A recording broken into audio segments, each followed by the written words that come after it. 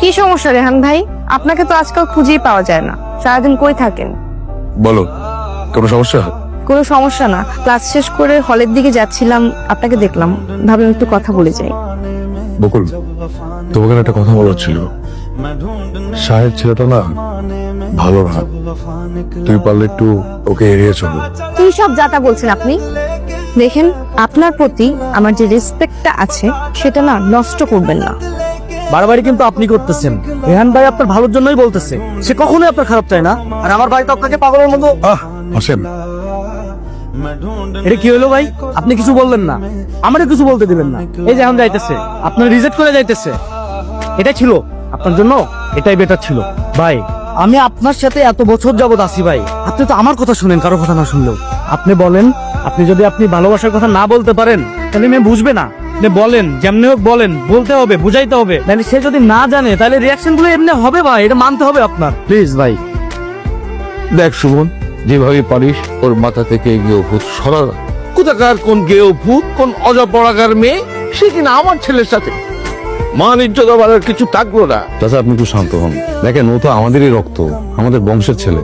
আমিও চাই না যে আমাদের বংশের নামটাও কোথাও খারাপ করুক। আমার মনে হয় কি চাচা, ও তো বয়স কম, একটু ইমোশনালি ভুল করে ফেলছে। ওকে একটু ঠিক মতো বুঝিয়ে বললে অবশ্যই বুঝবে। পারলে বোঝা, আমি অনেক সহ্য করেছি। তো চাচি মারা যাওয়ার পরে ওর জন্য আমি বিয়ে পর্যন্ত করিনি, আর সেই ছেলে আমাকে এই প্রতিদান দিচ্ছে। আমার মনে হয় চাচা, আর দাঁড়াও, কি সারাদিন ওই গেও পেতনির সঙ্গে ছিলিস না? খুব খারাপ হয়ে যাবে কিন্তু সেই, এখনো সময় আছে। এই গেও ভূত থেকে তোর মাথা থেকে নামা। হ্যাঁ বাবা, তোমাকে আমি কতবার বলেছি ওর নাম বকুল, ওকে গেও ভূত পেতনি রাখবে না। তুমি যখন ওকে গেও ভূত পেতনি রাখা, আমার নাম পায়ের রক্ত মাথায় উঠে যায়। দেখলে দেখলে তোমার সঙ্গে আর কেউ ব্যবহার করলো।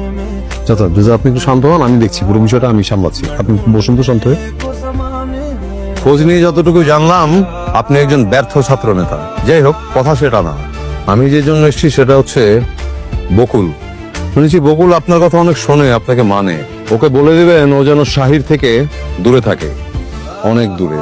তা না হলে ও যেখান থেকে এসছে স্ট্রেট সেখানে চালান করে দেবো। মানে না বুঝতে পারার মতো এতটা বোকা তো আপনাকে দেখে মনে হয় না, দেখে তো বুদ্ধিমানই মনে হয়। আমাকে কঠিন হতে বাধ্য করবেন না।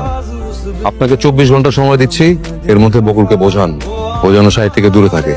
আর তা না হলে ওর কপালে শাহির নয়, শনির দশা জুটবে। আমি কিন্তু আর আসবো না কথা বলতে।